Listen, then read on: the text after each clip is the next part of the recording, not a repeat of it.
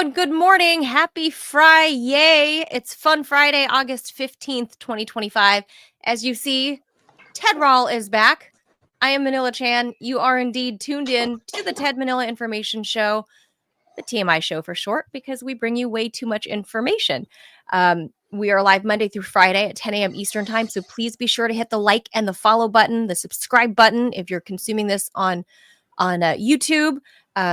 Thank you so much for your support because the show is continuing to grow. So that's all good news. And we're finally starting to be able to make a little tiny bit of dough, Ted, a little bit to pay the internet bills. Yeah, we need to make more than that. A lot more than that. We need more than that, though. A lot more than that. But yes, we appreciate you being here wherever you're consuming this content, even if it's audio only. We appreciate you being there. And as we continue to grow this thing, we still need you to share it. So that way more people can learn that we're here. Because we're almost, Ted, we're coming very close to a year very soon. That's true. It was September. Very soon. We're coming up on a year. We were all laid off mid-September. So about a month from now, it's about a year anniversary since we were all laid off of our jobs because, we're would we be Russian influencers? Could they call us that? Well, they could. Well, we weren't Russian, so I know, but I wouldn't mind being Russian. I'm just not Russian. I know, neither am I. But according to the State Department, we're Russian propagandists. Yeah, that's what they said. American. That's what they said. So here we are. So that's funny. Speaking of which, Go ahead. No, speaking of which, what? Oh, speaking of which, so Trump just took off for his Alaska meeting with Putin about an hour and a half ago. So he's probably somewhere over, I would assume, over Eastern Pennsylvania or Western Pennsylvania at this point, probably. Sounds about right. And Putin just touched down a little while ago. Okay.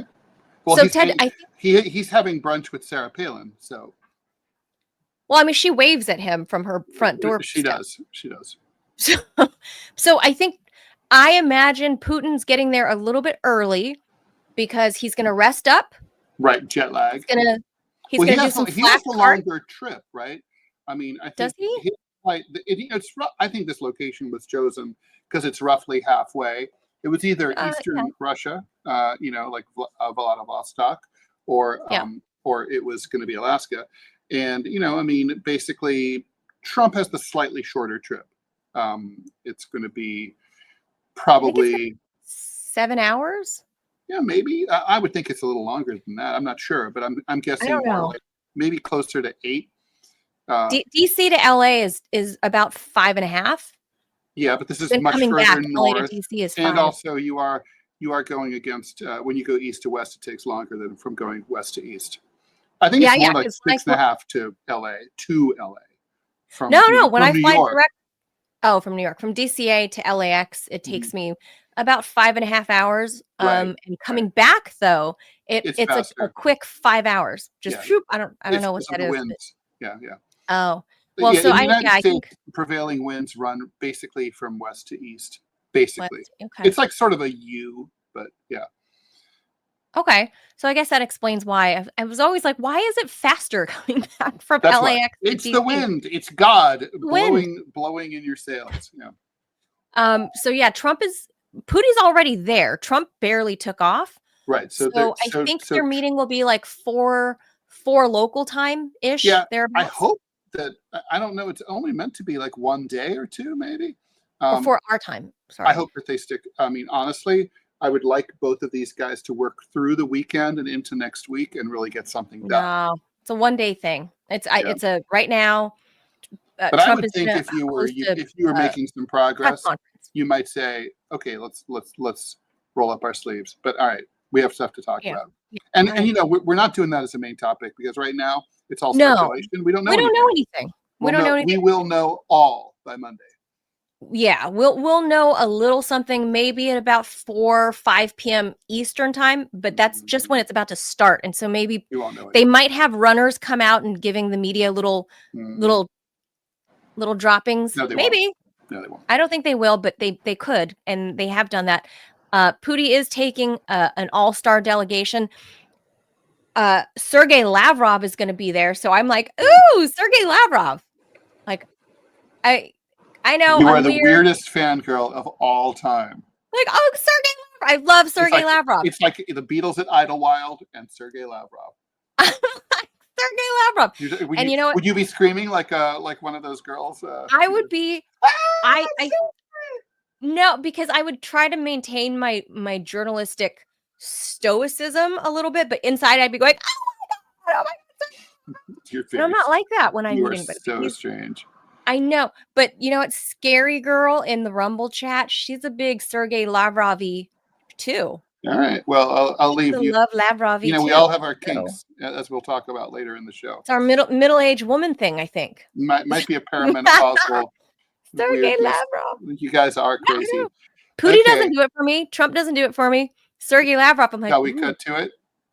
All right. So with that, today's topic is going to be kind of a bunch of weird stuff, like this global talk on plastic. Big fail. Also, the felony assault with a deadly sandwich. Awesome.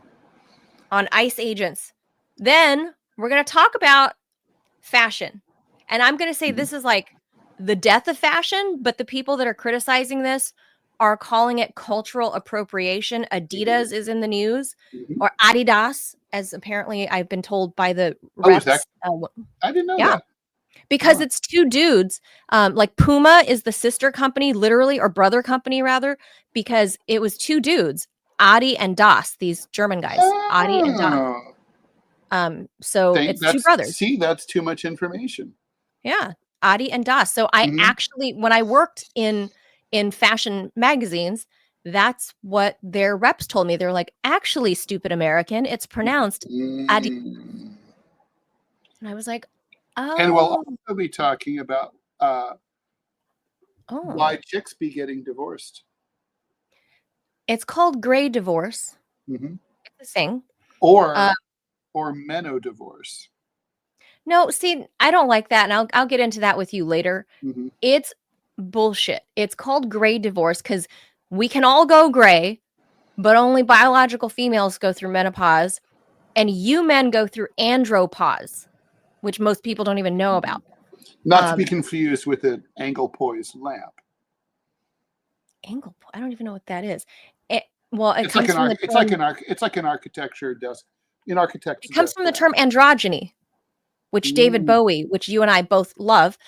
David Bowie, who we love, was famous for making the androgynous look a thing. I love me my David Bowie, but I never cared about his fashion. But I understand why. You didn't like Ziggy Stardust? I'm not against it. I'm just about the music. I don't care what people look like. I think the Ramones looks great. For me, it's about the music. Well, for sure, but obviously David Bowie brought forth the era of. Yeah, no argument that he's a fashion icon. I'm just saying I don't really care much about fashion. Obviously, there is a part of me that still loves fashion. I can't help it, but this is we'll talk about this. So, but anyway, that's the whole gray divorce thing is the thing. And last but not least, we will talk about weed, because Trump, who doesn't even drink alcohol, much less smoke weed, might be softening his stance. So that's pretty cool. That's true. And that's actually news that's been, it's important. It's relevant to a lot of our listeners, and it hasn't been widely reported. Which is surprising because, our demographic seems to really, really toke that weed, Ted. They like the pot, man. They do. I get it. I used to like it too. But I don't know. For whatever reason, it turned me into. I was like the classic stoner, where I could magically make a giant bag of Doritos or Cheetos appear, just poof. Well, nothing wrong with that. But anyway, Trump is getting soft on that. Thank you, Ray, for gifting a subscription. Much appreciated. Ray has been gifting subscriptions left and right. Thank you, Ray. Ray's a mensch. Wait. All right, let's Jaws. Ray picked up a new job, so we got to congratulate him on air. So he's become gainfully employed since we. Oh, congratulations! Yeah, so congrats to Ray. And now he's sharing all his good blessings with some of our regular Rumblers. So if you're in the Rumble chat, many of you guys know each other. I think that's a wonderful thing that we've actually developed a little TMI community, Ted, that was with us from Radio Sputnik. These are folks that were from Radio Sputnik. That's awesome. So I really love that. And real quick, Ted, you got to give us quick takeaways about your Montana adventure. You didn't get eaten by bears. Scott Stantis and I were convinced you were going to be, but then we thought maybe the bears would reject you because of your skinny jeans. I saw, because of the skinny jeans, the bears didn't see me, but also somehow I didn't see bears. I didn't see moose. I was sad about that. But there wasn't really a lot of wildlife. Really, truly. Did you try to see them? Yes, I did. I was looking for them. I was like, bear. But they come out wherever you are. Yeah. But no, I mean, look, it's Montana's cool. It's really, it's everything that people say. Sparsely populated, stunningly beautiful. It's basically, imagine like Washington State or Oregon, in like Eastern Oregon, where it's like very tall conifers all over the place, but it's high altitude. You're pretty much everything's at 3,000 feet or higher. And big mountains everywhere. It does remind me a little bit of Kazakhstan. It was, but it's it's also it's the Old West, right? I mean, there's saloons more than there are bars. I actually drove by. What's the difference? Well, a saloon is like the Old West, like with the swinging doors and. That kind of out front. They actually have swinging doors still on them? I saw a place with the swinging doors, old school. I think it might date back to the day. So wow. Yeah, so it's cool. It's very cool. The people are wonderful, very nice. You do see a lot of religious stuff, a lot of like signs like Jesus all day, every day, and stuff like that. That's Jesus. You don't see as many. I don't think it's Jesus.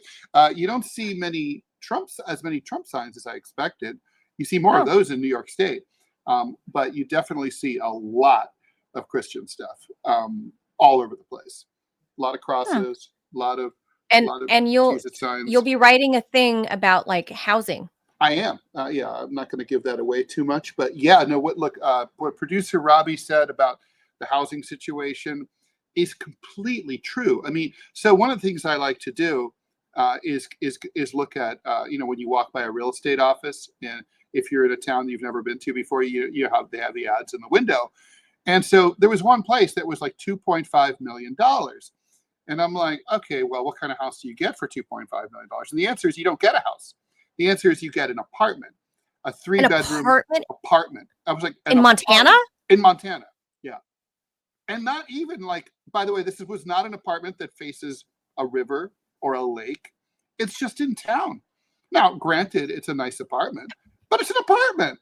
It's not like holy crap apartment. So you don't get like sprawling acres attached to the property. It's not 20,000 square feet. Like it's not like how the top of the Woolworth building in New York, two apartments per floor. It's not it's for Saudi sheiks. It's not like that. Right. It's like it's wow. And so I mean the thing is that the price of housing is, I mean, I would say comparable to New York City. And the thing is, they have the very, very high prices and very low wages, right? So that's a deadly combination. Unsustainable combination. I mean, look, honestly, I went to get a margarita. It was $15 at the saloon. My local bar, it's $8. What? Yeah. So. Yeah, you can get margaritas pretty cheap in DC. Other drinks, not so much, but a margarita you can get pretty cheap. But that's nuts. So we'll let us know when you write that. So we'll Jaws it, and hopefully you get that out at the Wall Street Journal soon. That'll be That's the plan. I'm hoping so. All right, let's just Jaws it.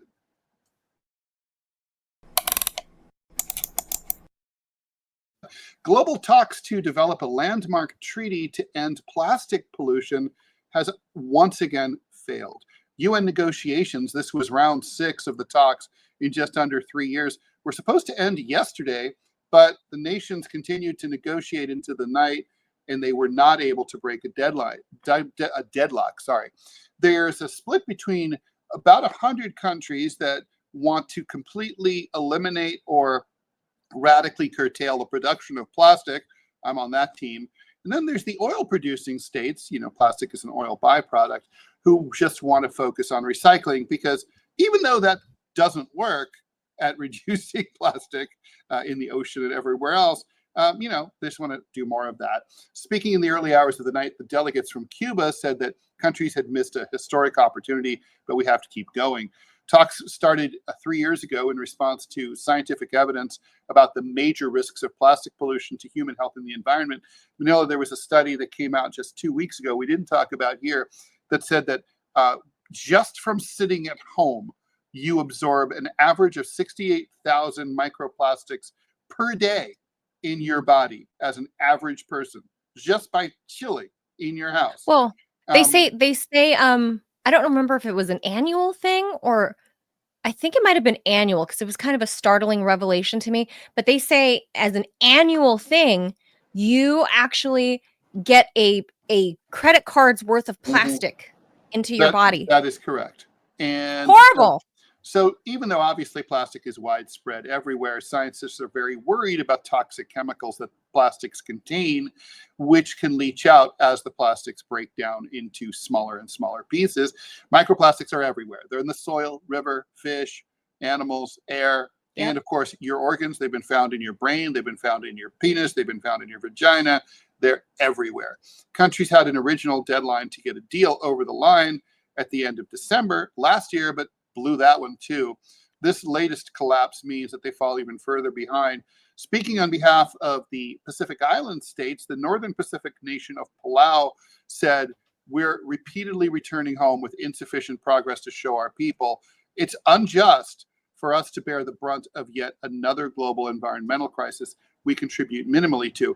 And what he means there is that if you go to one of these islands, even in a very remote part of the planet, you will find the windward side of the island completely covered with plastic bottles and other crap that has washed in from the sea.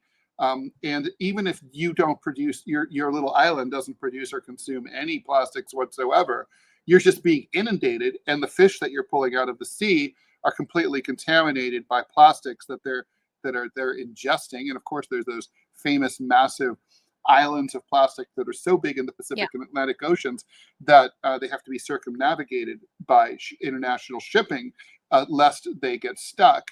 So, I mean, it's a monstrous, the scale of the problem is monstrous, and the Palauans are right. The core dividing line between the nations is the same all throughout since the very beginning. Whether the treaty should tackle plastics at source by reducing production, or focus on managing the pollution that comes from it. The biggest oil producing states like the Saudis and Russia view plastics, which are made from fossil fuels, as a vital part of their future economy, especially as the world moves away from petrol and diesel towards electric cars. These guys, the big plastic producers, argue that better waste collection and recycling infrastructure is the best solution.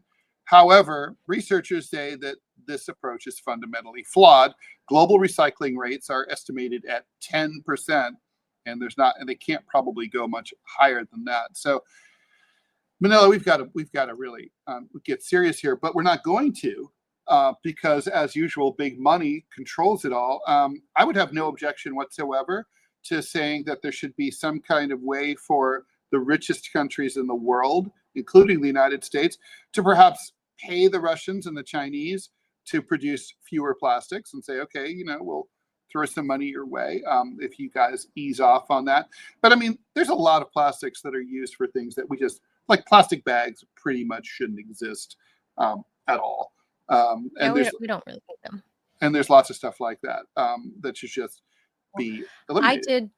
I did a whole 30 minutes deep dive episode on my old show, Modus Operandi, about this particular thing. Especially, I was focusing then at the time on how the EU was faking their numbers of saying that they were going green, their green initiative, and they were bullshitting. Just like we discovered here in the US, right, that we've been bullshitting our numbers. Now we find out the Europeans were bullshitting their numbers. And what they're doing is offshoring all of their shit that they cannot recycle, meaning 95% of it roughly, or 92% of it roughly, offshoring it to developing nations. Yep. And having them suss through what they can recycle, what they can reuse, what they can't. And then those that they can't do anything with, they end up just putting into like these giant ovens, think like a crematorium type thing, and billowing the smoke of burnt plastic into the air and giving toxic air to all the people that live in those areas. And then we go and wonder why the children are born with like a third arm, or like, a second head growing out of their necks. And we're like, oh, those third world countries, like those are where the freaks come from. Ted, do you think it might be the toxic forever chemicals in our plastics that we ship off to those third world countries that could perhaps be influencing why the rate of like bizarre childhood or bizarre birth defects come from? Just maybe. I don't know. I'm not a doctor. Or just maybe it might be that maybe this might be impacting our male sperm fertility drop. We're not doctors, Ted. Maybe the giant spike in all sorts of cancers that we're seeing all over the place. I mean, yes, preservatives have an effect. I'm on Team RFK about that.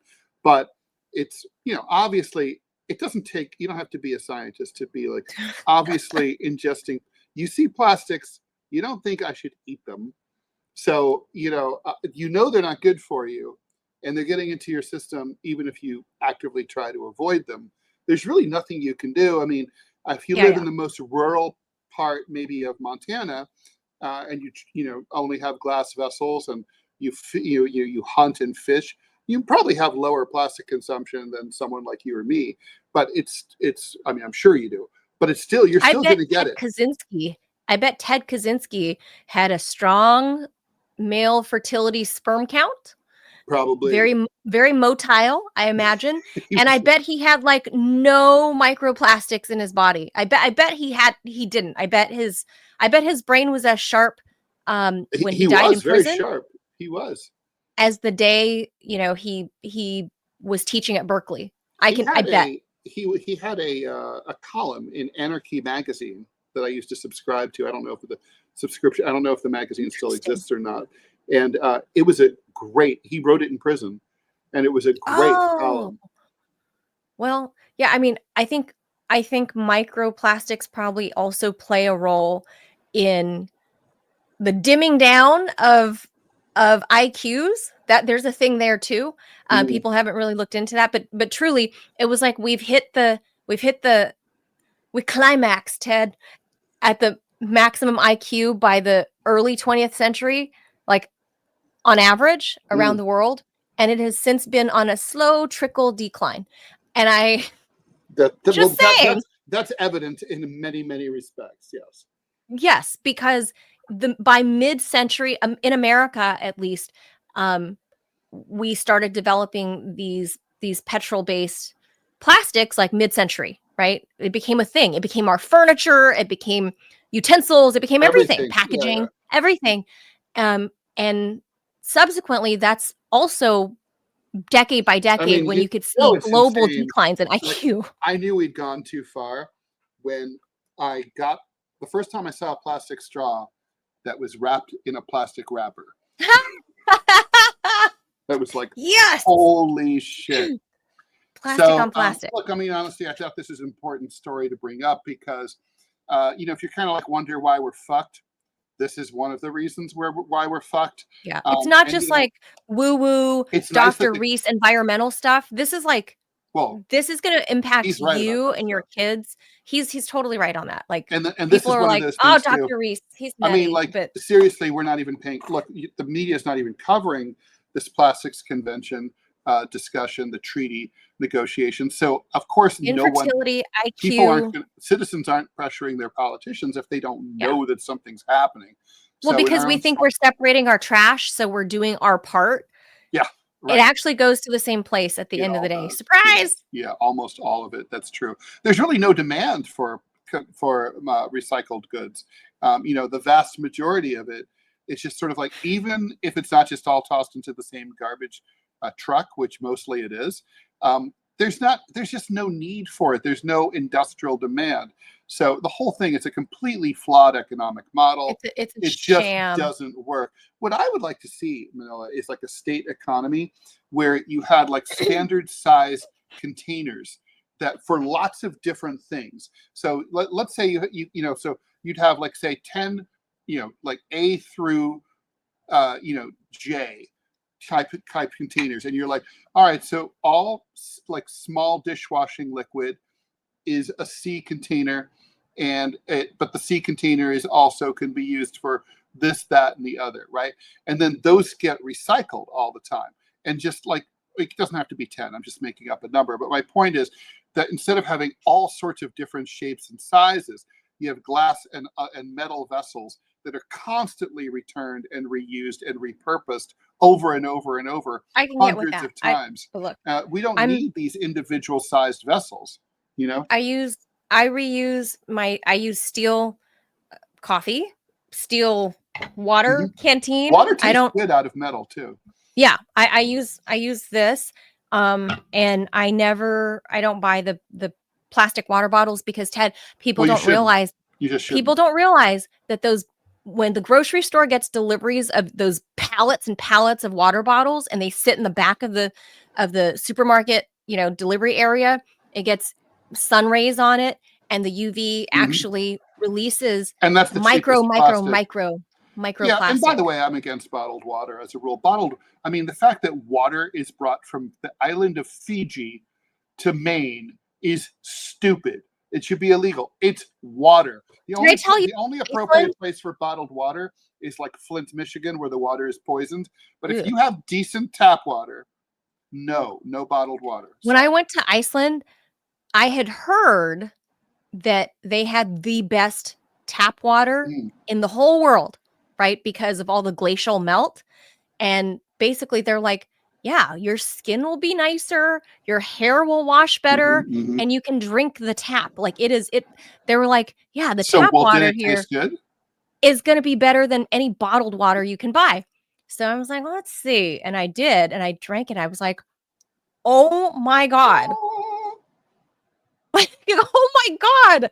Like this coming from the tap, and I held up the glass to the window. So is this because of the volcanic thing where like No, it's just they use the glacial melt. Like they actually use glacier water. They don't have a lot of everything. Industry, right? I mean, Iceland's main industry is tech and fishing, is my understanding. Yes, they export a lot of fish. I mean, for whatever reason, they're not exporting their glacial melt water, but they use it for their own people. Nor should they. They use it for their own people, and they have indigenous people there, obviously, and everybody gets free water. They don't need to pay. It's part of it. Comes from your tap. Water is a human right. Okay, so let's talk about human rights, including you have the right to party with a Subway sandwich. A man who used a Subway sandwich to attack a federal agent on the streets of Washington earlier this week has been charged with felony assault. Hilariously, this guy, Sean Charles Dunn, 37 years old, basically was caught on video Sunday night calling a group of ICE and Border and Customs Protection agents fascists. He's a former, in order to prove that they're not fascists, they have charged him with a felony for throwing his Subway sandwich at a Border and Customs control agent.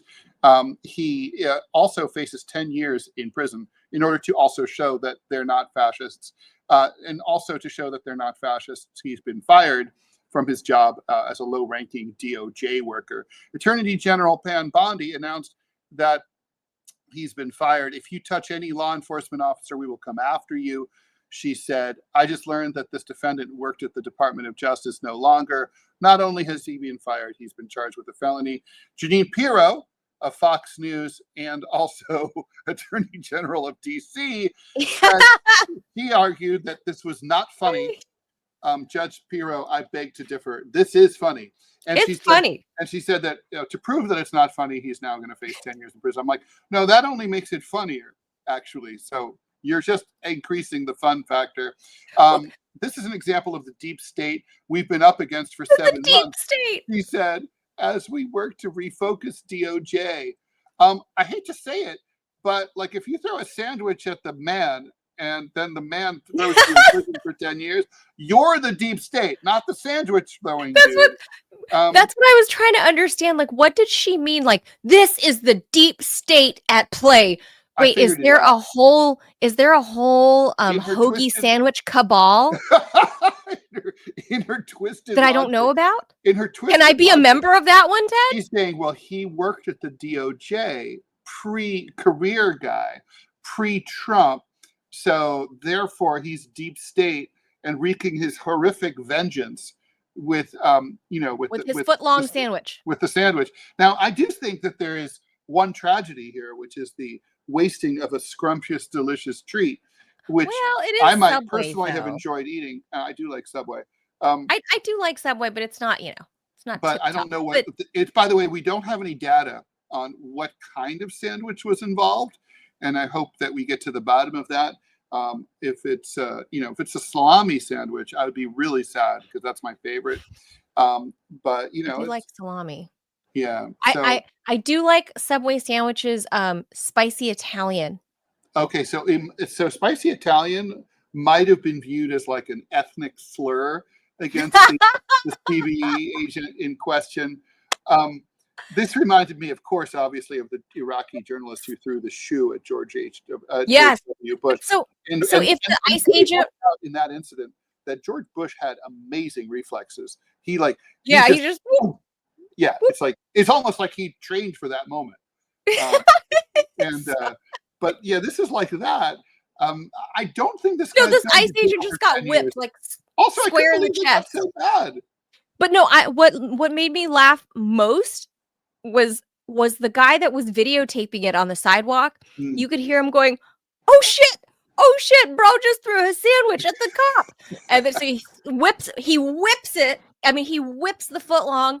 And then he was like, ugh, like throws his hands up and then starts booking it. He just starts running away. And then you see like 3 or 4 agents chasing after him.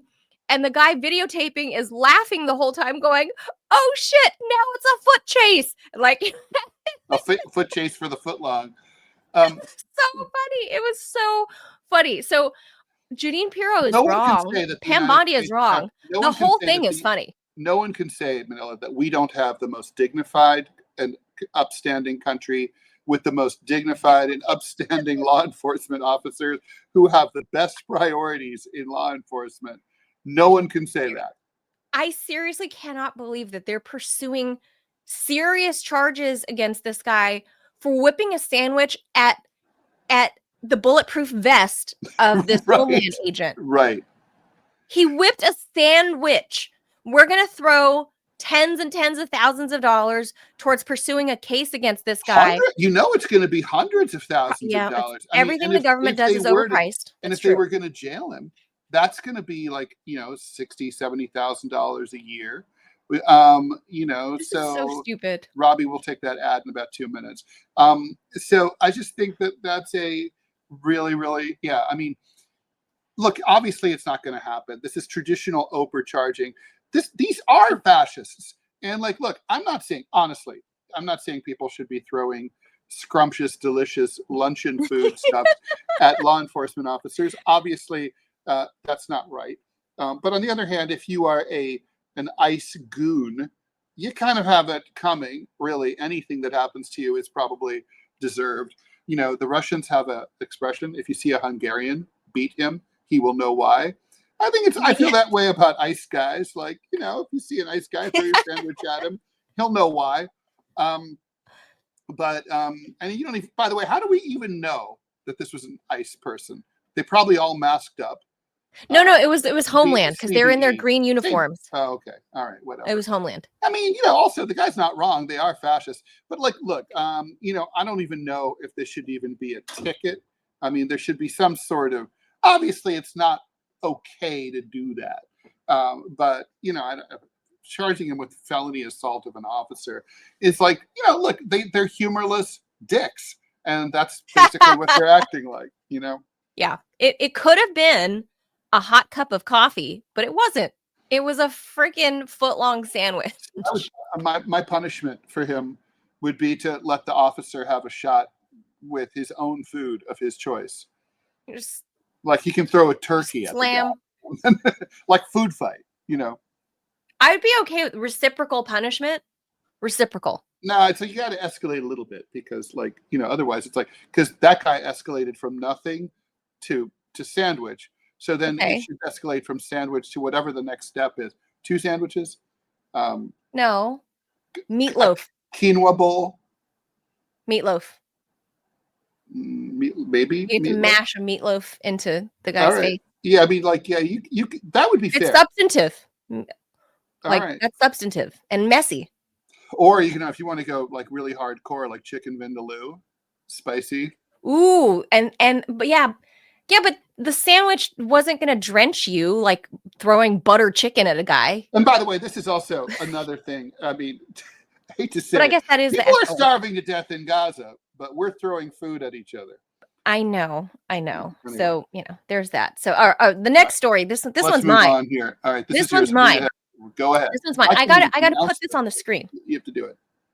I got to put this on the screen because people are not going to know exactly what the hell this is. Mm-hmm. Okay. This is the new shoe from Adidas. Okay. So nice pronunciation. Sportswear giant Adidas and fashion designer Willy Chavarria have caught heat with their latest sneaker collaboration. Presented on August 3rd at the Museo de Arte de Puerto Rico, the Oaxaca slip-on is receiving backlash, accused of cultural appropriation. The shoe is also raising brows as it extends a pattern of fashion gentrification, taking flight in 2025. Willy Chavarria is one of the fashion designers continuously making headlines with cultural tributes to his Mexican roots, from celebrating Chicano culture to making runway statements in support of the immigrant community. Chavarria is generally at the forefront of fashion, politics, and cultural conversations. His latest sneaker collab, however, seems to have missed the mark. Now the internet and even Mexican authorities are calling on him for culturally appropriating the huarache. What is the huarache, you ask? I'll show you right here. So these are obviously like really old photos, right? Some mangled toes there. Huaraches are basically like a sandal. It's a traditional Mexican sandal. So they're saying he's culturally appropriating the huarache. The huarache is a Mesoamerican sandal tied to indigenous communities and ancient civilizations. Although experts and academics debate its origins, it's clear that the shoe saw its inception in pre-Columbian times. And we're saying Columbian as in Columbus, pre-Columbus times. Throughout history, huaraches have remained a staple of indigenous people and the working class, especially in rural areas. The designs have also evolved with material availability. During the 1900s, for example, the shoe featured a sole created from rubber tires. However, today, huarache makers also use leather and other materials. However, the signature element continues to be leather straps. They are generally woven to create a toe box that keeps the wearer's feet attached to the shoe. These straps can be as simple or as elaborate as the artisan makes them. But huarache's appealing design and cultural importance wouldn't let them stay on the sidelines for long. Today, they have crossed frontiers and become a symbol of Mexican craftsmanship. Adidas and Chavarria initially presented the Oaxaca slip-on as a tribute to the Mexican huarache. I'll pull that back up.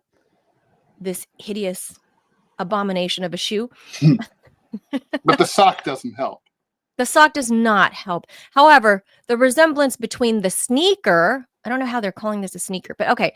The resemblance between the sneaker and the huaraches. It's not a sneaker. It's just a sandal with a sneakery heel.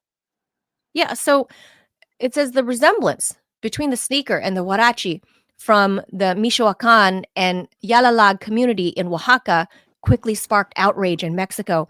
Despite carrying Oaxaca's name, the shoe was reportedly not created They must not have a lot to get angry about in Mexico. with the authorization of any Oaxacan indigenous communities. Since 2022, the general law for the protection of the cultural heritage of indigenous and Afro-Mexican populations and communities has protected Mexican traditional cultural expressions, requiring the authorization of intellectual property holders to commercialize elements tied to cultural heritage. In the Adidas and Chavarria case, the shoes were not manufactured in Oaxaca or in collaboration with Oaxacan artisans either. Additionally, as it happened with various collaborations, cultural genocide. As it happened with various collaborations and launches this year, the drop glamorized elements associated with marginalized communities, turning them into coveted items devoid of cultural value. Often referred to as makeovers, these types of product drops repackage cultural items, wiping out their significance and delivering items that are more palatable for the masses and, more specifically, the dominant class. True. President Claudia Sheinbaum. But here's the thing, Ted. President Claudia Sheinbaum announced on August 8th that the Mexican government is already analyzing legal action and an additional law to complement the existing legislation on TCE protections. Meanwhile, the cartels run free, but okay. It's fine. We got to deal with Adidas. At the same time, at the same briefing, Maria Nunez, Vice Secretary of Cultural Development, shared that Adidas has already reached out to Oaxacan authorities. As per Nunez, both parties are in talks about compensation for the plagiarism and cultural appropriation of collective traditional cultural elements.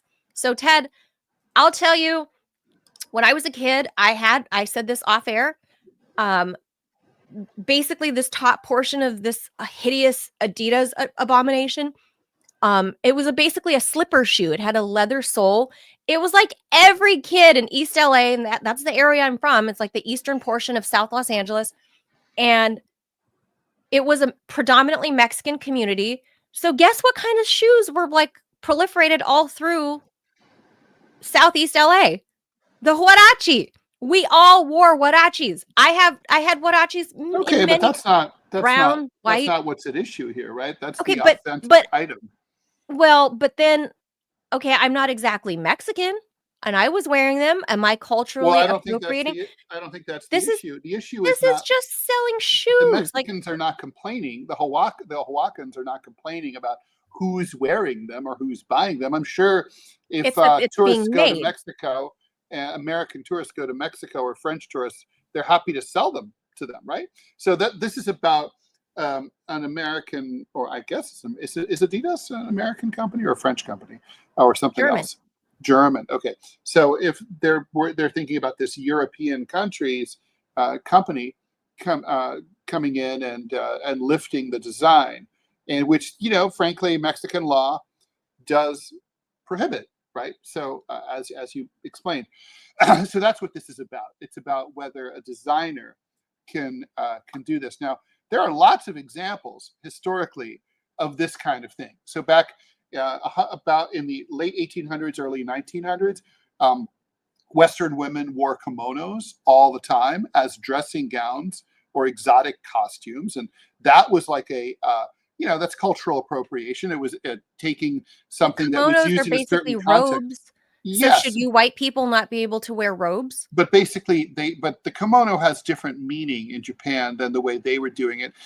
There was Orientalism in the 1920s. There was a guy named Paul Poiret.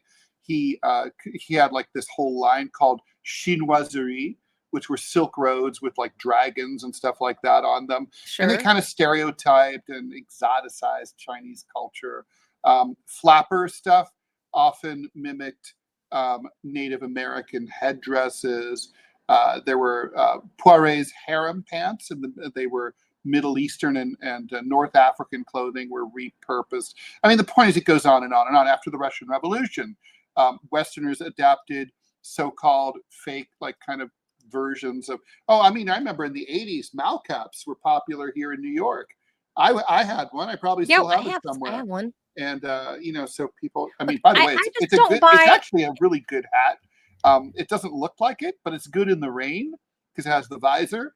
You don't really need an umbrella if you have a good Mao cap. And it was also the Nehru cap at the same time. I just I'm don't. just I saying, don't buy this whole argument, though. I don't It's think like that cultural appropriation is really a thing. It's not like when what's his name, the Caradine guy, the was the head, designer, Willie Chavaria. He is Mexican right? American. But this is not I mean, like this is David him at the top Carradine of the when he was right the star here. of Kung Fu. The problem there No, is there are 8 Chinese American actors who are unemployed, so they could have hired one of those. Here, this is not that though. This is Willie Chavaria is Mexican American. I He's a don't even believe designer, and cultural appropriation is, and I'm a leftist. I don't think that cultural appropriation is a real thing. I think it's I think bullshit. it's stupid. It's sort of like at that rate. I mean, that's what all cultural exchange is. The Silk Road was one giant act of cultural appropriation. When the So it's new like if I get my hair braided, am I culturally appropriating well, Black women's hairstyle?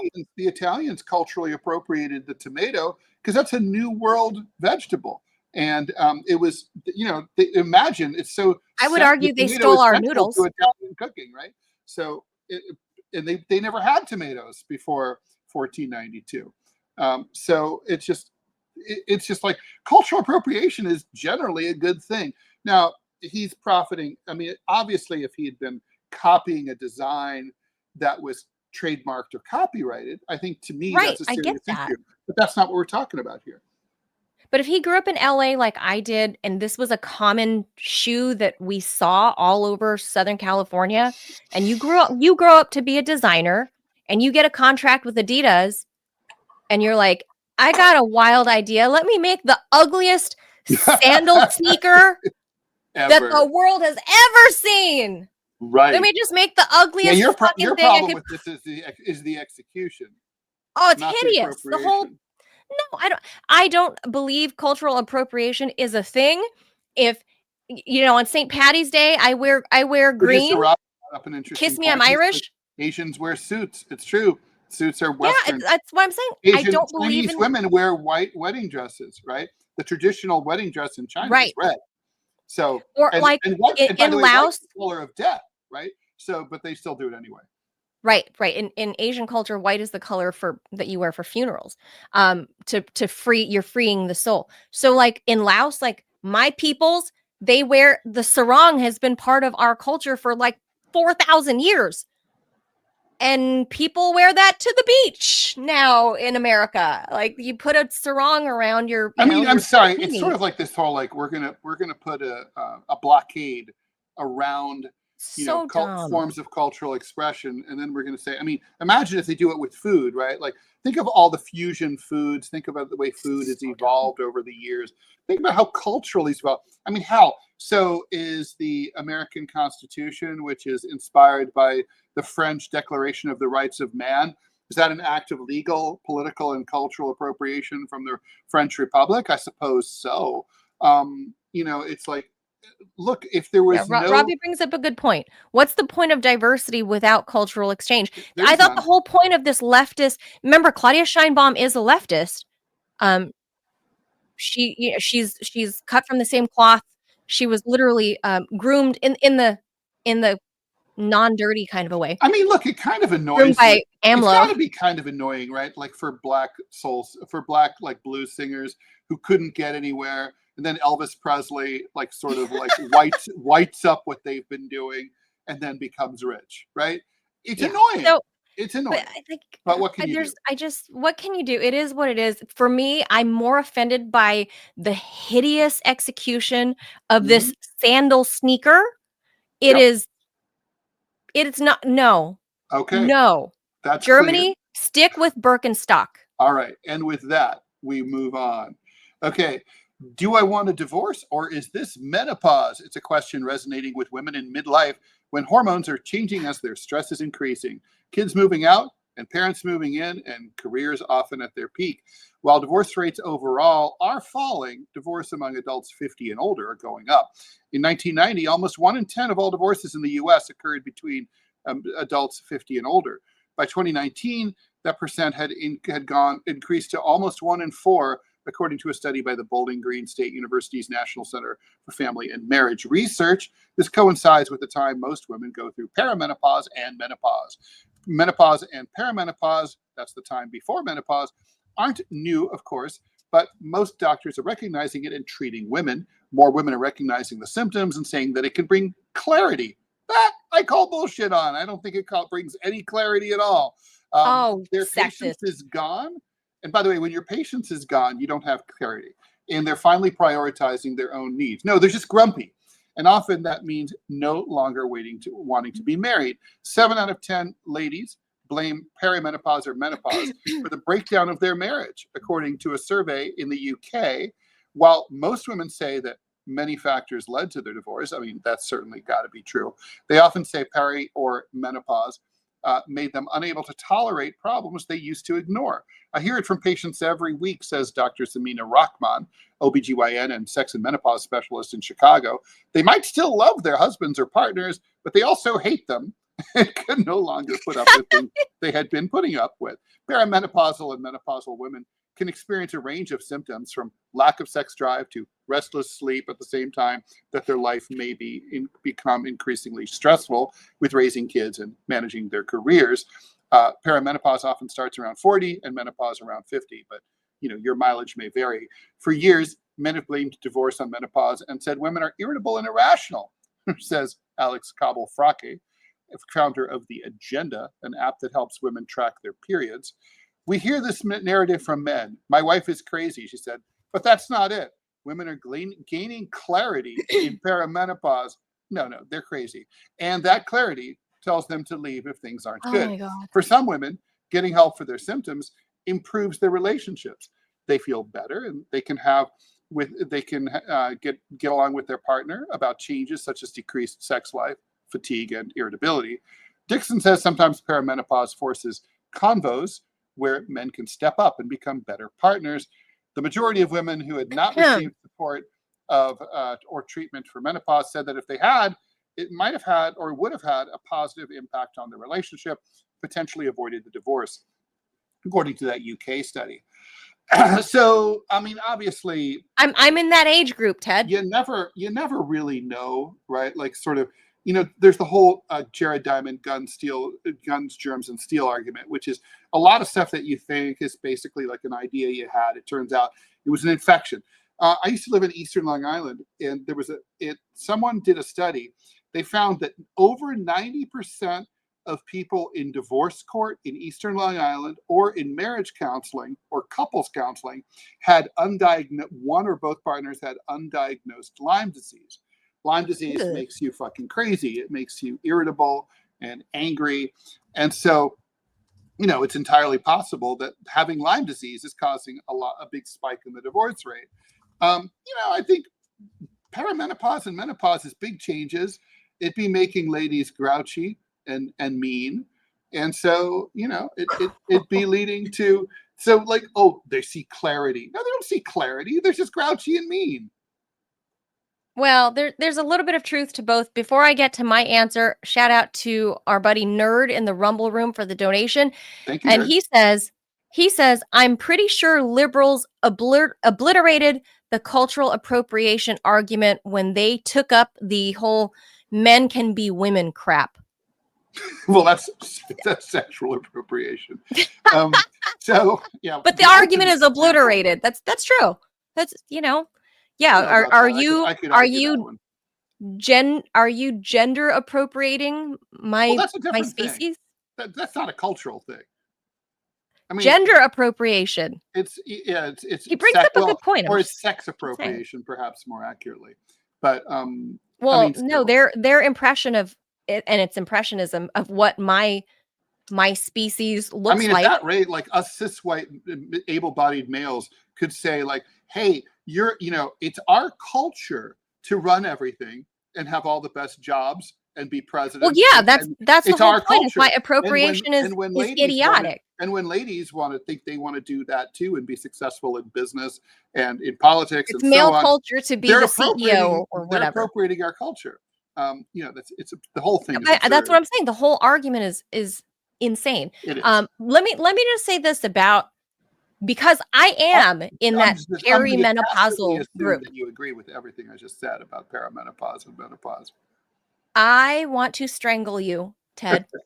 See, could be. That's the craziness there. That's the perimenopausal. There's that grouchiness we're talking about. It's the meanness. It's the fact that no, hold on. Before cruelty. Unprovoked. So before the term gaslighting existed, as unprovoked as the Ukrainian conflict. That's right. So unprovoked. So there's another issue. If provided you're married to somebody that's age appropriate to you or close in age to you. So if a woman is perimenopausal or menopausal, chances are her husband is going to be andropausal. Men don't even, like, you guys don't talk about this, but it's basically the male version of menopause. It's the male version of perimenopause, and it happens simultaneously in the same age group. So if you're somewhere in your mid 40s as a male, you're likely going through andropause, and that is where your testosterone levels, if they don't decrease like bottom of the barrel, even if they were to remain the same, that's irrelevant. You actually get an increase in estrogen, and that's why you are starting to get man boobs and all of that stuff when you hit middle age. It's not a low testosterone issue. It's not a low T. It's a high E problem. So when you get women going through perimenopause and our estrogen levels are actually lowering, not that our test levels are increasing, they might be remaining the same. It's that our estrogen that makes us feminine and soft and lilting, the estrogen actually goes down in us and increases in you guys. So when you have this imbalance in both parties, are bunny soft, and older women are mean and cruel. Partially, there is a biological reason for this, and so the whole thing around gray divorce, like 1 in 4 of them of divorces are from people around age 50, so like middle age ish. There are also not only societal things at play here, so we just cover the biological potential reasons, but then you look at like familial stuff. Usually by the time you're in your 50s, your kids are young adults and they're out of the house, they're gone. Your children have been grown, and all the bullshit that we've had to put up with you husbands, well, we don't have to suck up and bite our tongue. We don't have to bite our tongue anymore. The kids are gone. They're in college or graduated. They're out of the house. And now you're like, thank God, because I don't have to put up with your dad's shit anymore. That's really what's happening. And it's yes, I would say the mental clarity comes from there is not no mental just hormonal. The idea that women have mental clarity is hilarious. It's that the kids are out of the house. That's why your head's fucking clear. It's because you're finally getting sleep and you're like, you know what? I'm re-examining my life, and this is not something I want to do for the rest of it. I did it for the first half. I don't think I want to do that anymore. I don't know. So, I mean, women always talk. This is another male ploy to put it on. You know the term hysterical, Ted? Mm-hmm. It came out of a male gynecologist removing the woman's, her biological part of her sex organs, like her uterus and her ovaries, uterus, as a hysterectomy. Mm-hmm. The term hysterical stems from that. Yep. And it was a fucking man that invented that. Just like a man invented high heels and a bra. Observant. But it's like women. It's all like, you guys owning the language and oppressing us biological females because you want to retain your hegemonic position in our society. I think the women doth protest too much. You always hear these like over 60-year-old women who are like, "Oh, I'm so happy. I don't need any guys." And they're all like skeevy looking and like, not all, but the women who say that, the women who say they don't need men and all that, like they're gross. They're like, they let themselves go.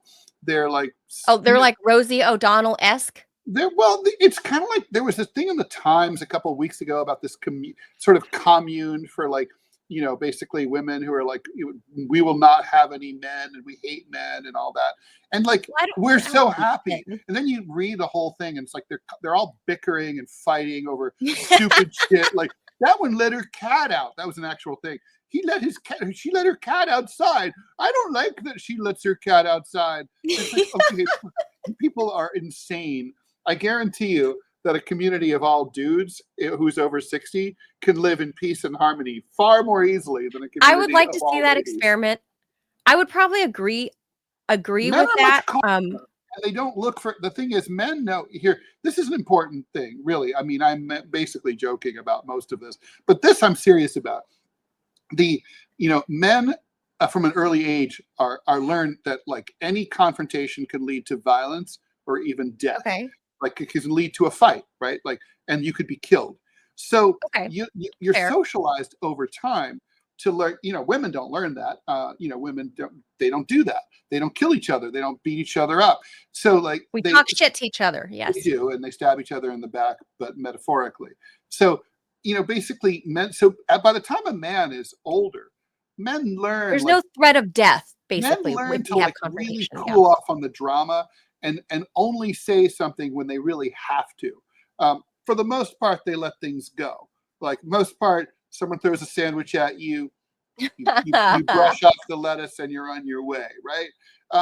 That's what an NYPD officer would have done. It's just like, whatever, asshole.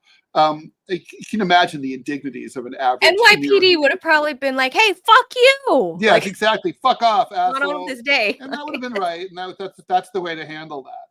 And so, that's what I mean. So, like, basically, men choose their battles more judiciously. I mean, obviously, there's exceptions, but I mean, on average. Well, I think there's a whole. I've worked in all male offices and all women offices, and holy shit, all women offices were a shit show. I would agree. I told you, I back you on this. I would agree, but I'm probably like in the normal scale on the lower end of the estrogen levels for females, and I'll tell you why. As it turns out, so cruciferous vegetables, you know what those are, right? Like, no, I'm scared. I think I'm going to fail biology today. You don't know what cruciferous vegetables are? No, it's one of my many deficiencies. One of the reasons I'm divorced. My wife was like, I'm perimenopausal. He doesn't know about cruciferous vegetables. He just can't even pronounce them. I'm out of here. Fuck him. I need to ask producer Robbie. Do you know what cruciferous vegetables are? Don't look it up. Not a clue. Oh my God. Okay, so how is this fucking... Okay, cruciferous vegetables are like, is that like broccoli. The vegetables that Jesus was originally crucified with? Yes, on broccoli, cauliflower, Brussels sprouts. So basically like the really hardy, thick vegetable, like thick, stocky vegetables. Like those are called cruciferous vegetables, and they have specific chemical elements to them that actually help lower estrogen in people and in men and in women. So someone like me, I actually, believe it or not, I was one of those rare children that loved vegetables. You're saying that you've been like chawing down on cruciferous vegetables, and now I will eat raw broccoli. I've modulated, and I looked into this. It's not that I like lowered my estrogen. It's that I've consistently modulated my estrogen levels, which is why no danger of that with me, since I really can't stand most of those. I like broccoli. Weird. Broccoli's okay. For women, what it turns out it does, and perhaps that's maybe the case for me, I don't know, I'm just speculating based on research I've done, is that I remarkably am probably in my group of all of my friends I grew up with, the one kid that loved cruciferous vegetables, gobbled them up all the time. All right, I get it. And what it did when you hit puberty, as compared to all of my other friends, I never had real bad period symptoms, bloating, headaches, PMS, all of that stuff, whereas all my girlfriends did. Now, that could just be a fluke. Yeah, you're an N of 1 here. That's not a very scientific survey. And you don't even know that. You haven't measured your estrogen. You might be off the charts. You might be like ridiculous, like super estrogen lady. You don't know that. I don't think so. You're just assuming that you're not. I'm not, because of all of my friends, everyone came to me because I was like the least like hormonal and least emotional. Yeah, so everybody always came to me.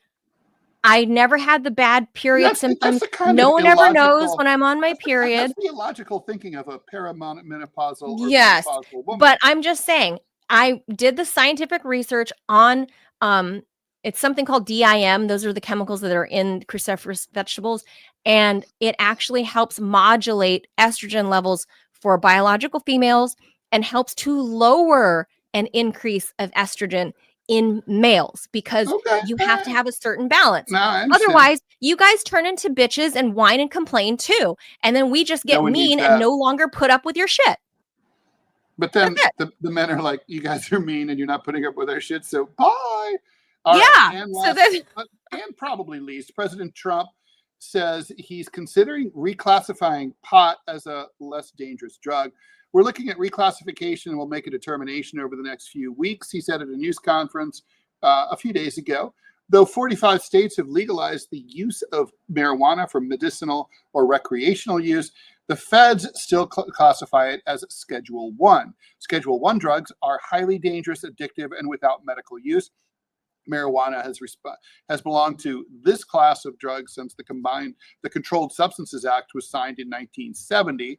If reclassified, marijuana would be treated the same as drugs like Tylenol with codeine and anabolic steroids, which can be prescribed by licensed healthcare providers and dispensed by licensed pharmacies. Reclassifying marijuana would be the biggest change in medical policy the federal government has taken since the drug was first outlawed, but it wouldn't make recreational usage legal under federal law, which would, of course, then revolutionize the whole cannabis industry and allow them to have better access to the banking system and so on. This all began back under the Biden administration when Joe asked DHS and the DEA to review how marijuana is scheduled. In 2023, HHS recommended that it be moved to Schedule 3. In 2024, DEA proposed a rule to transfer it to Schedule 3. That rule change has been on hold since March of this year. Trump says the decision is complicated. He's weighing the social impacts against the benefits for medical reasons. Some people like it, some people hate it, some people hate the whole concept of marijuana, he said. So interesting to me here is that Schedule 1 drugs are defined as highly dangerous, addictive, and without medical use. Well, we know that marijuana has medical use. No question about that. Highly dangerous is probably not true. But it's more addictive than it used to be. It is addictive. Yes. And so That it's kind of like a hodgepodge. It is complicated, like the president says. Well, here's why there's a hodgepodge is because the feds won't make it a uniform agreement on how to regulate the industry. If they uniformly federally said, okay, weed is going to be regulated like alcohol. You have to have an ingredients label or whatever, know how much THC is in it, know whatever else, have you mixed it with this or that, this kind of kush, purple haze, this and whatever. Like all I knew is in the 90s, the stuff when my friends would come home from school at Humboldt State, that Humboldt weed was much more potent, but cleaner than the junk that you could find back home, like in East LA. There were different.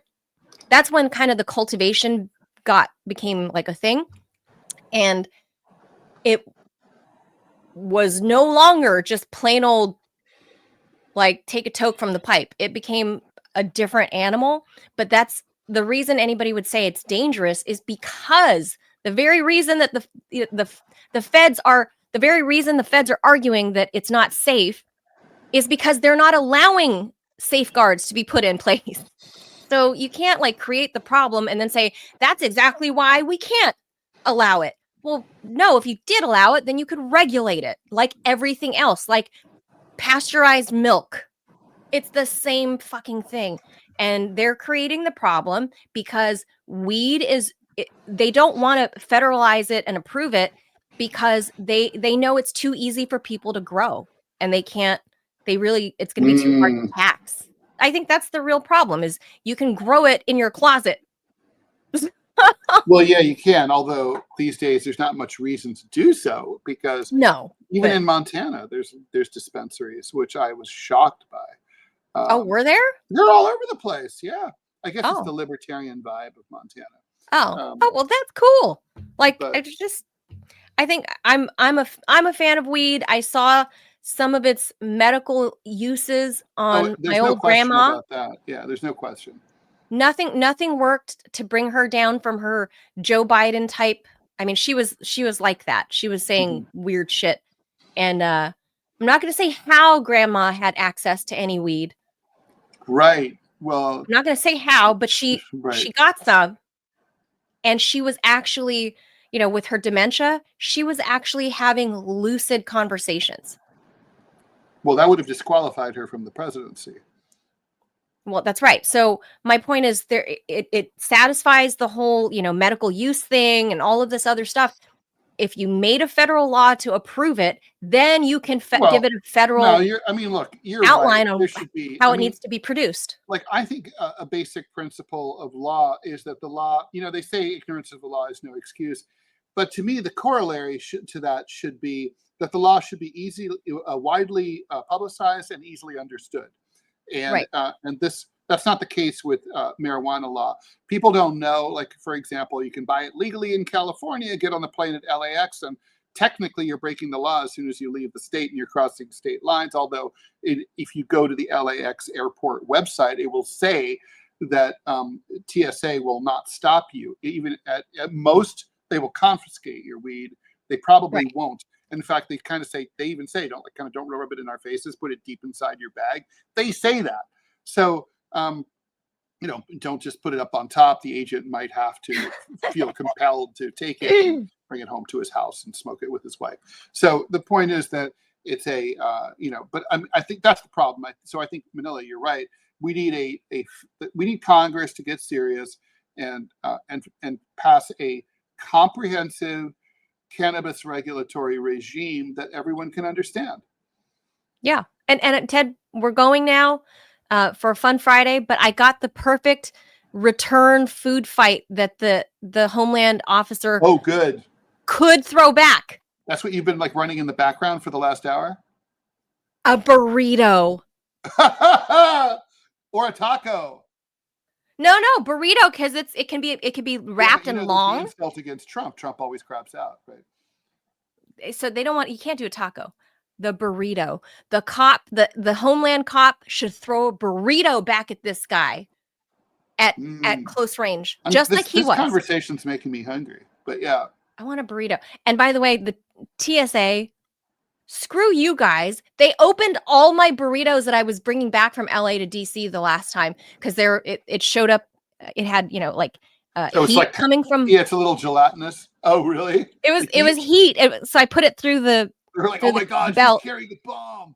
They were like, "Oh my God, what is this?" So it had a heat signal in it. So they were like, "Ma'am, we're gonna have to pull you aside. We found something in this shape or whatever."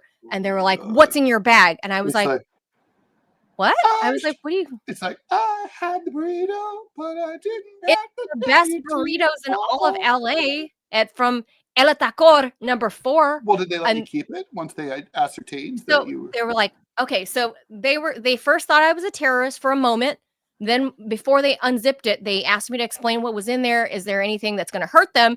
And I was like, unless you're offended by the best burritos in LA, is that what you're looking at? And they pointed on the thing, and I was like, those are burritos. And did they say, J'accuse? So they unzip it, and they had to verify. They opened my burritos. I was so offended. Well, did they take them or not? No, they didn't take them, but they opened them. They defiled my burritos. I hear you. I hear you. With their those gross with their purple gloves and touched my blue burritos. I was gloved fuckers. Yeah, blue. It's like, what the fuck, dude? Like, I'm gonna eat that on the plane. It's a long plane ride. Like, what are you doing? Yeah, but, no, the food's an issue. Yeah, I remember bringing wings on a plane, ribs, buffalo wing, like wings, ribs from North Carolina, for my friend who was a huge ribs aficionado, and same thing happened. I got busted. Food is a problem on TSA. You always get. I think it's part of big food at the airports. They want to take the food that you're carrying on because they want to force you to buying those shitty airplane meals Robbie, let's have that for ad. like Put it double up, the please. price. Oh, we got the ad. I think that's why, Ted. They want us to buy the shit airplane food for $20 for a charcuterie plate. That's what they want. Yeah. Well, I think there's gonna be a party tonight at the TSA guys. They be like taking all of the ribs and the burritos and they're having a good time, and they're confiscating over 3.3-ounce booze bottles. All right, set your clocks, mark your calendars, and buckle up for the best NFL primetime football action starting September 4th on Westwood One. Catch all the bone-crushing hits, last-second heroics, and edge-of-your-seat action that NFL Thursday, Sunday, and Monday nights have to offer, whether you're tailgating, driving, or chilling at home. Don't miss a single snap. Listen on the NFL app, the Westwood One Sports app, at westwoodonesports.com, or just say, Alexa, open Westwood One Sports. I bet that works better if you have Alexa. But anyway, if it's the NFL, it's on Westwood One. Okay. All right. There we go. We got a sports commercial today, Ted. I know. That's very exciting. That's amazing. I didn't even screw it up despite my natural antipathy to sports. But that's amazing. Well, thank you to Westwood One. All right, that's very cool. Okay, that does it for us. Have a fantastic weekend, everybody. I hope you enjoyed a fun Friday. On Monday, Ted, it's unavoidable. We're going to have to recap what happened in Alaska. We will. Yeah, we will. We'll give Do you you think they're Alaska. eating traditional Eskimo fare, or would that be cultural appropriation? Yeah, like the elephant seal. Seal blubber. Steak. Yeah. Could be. Don't know. So we'll see. Setting out grandma to die out in the snow, traditional. Oh, right. Well, yeah. Well, that's the meat for the bears. That's true. I mean, that could be. You don't want to culturally appropriate them. Both Putin and Trump are eaten by polar bears while they're up there. I mean, that'd be a big story. And funny one too. I would laugh at that story. That would be. Zelensky would really laugh at that story. No, I'd rather see him eaten by a polar bear because I feel like he's hitchhiking through. He'd only be a small nibble, though. The polar bears are apex predators. They need a lot more food than that. He would. I swear he's like my size. While you were gone, he was meeting yesterday or the day before, meeting with Frederick Merz, the German chancellor. And when he greeted him off the helicopter, Ted, I think Frederick Merz might be your size because I think Zelensky's my size. And so he's like a little tiny man. Like he is. He's small. Ukraine is big, but he is small. He's a wee person. Although Ukraine's getting a little smaller all the time. I think it's about to get smaller today, but we'll see what happens. It's like it's a nation state on Ozempic. All right. We'll let that go. All right. We'll talk about that on Monday and whatever other weird stuff. Right. Yeah, on Monday. So thank you guys for being here. Welcome back, Ted. Thanks. Producer Robbie, as always, thank you for making the show work. Have a great weekend, everybody. Let's in all seriousness cross our fingers and pray and hope for peace. Like, because really, for real, that's all we can hope for.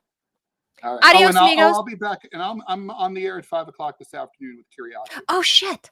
Deprogram. I'm not here Monday. It's the first day of school, so I'm going to be at school.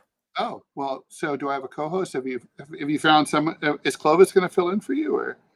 Oh, you might have to. It could be Clovis. You should ask Scott. Well, Scott. Or Steve Gill. Or Angie Wong. Because Mondays, or Angie, producer Robbie can't do Mondays. Oh, really? So we'll have to sort that out. All right, we'll see what happens then. All right, we'll figure something out. All right. So I'll be back Tuesday. I'll see you Monday. And I'll see you at 5:00. I'll see you guys Tuesday. Eastern time. Bye. 5:00 Eastern live, Ted and John? John Kiriakou. Okay, that's it. On YouTube and Rumble. It's Deprogram. Okay, bye. Deprogram. Adios, amigos. Thanks for being here. Bye.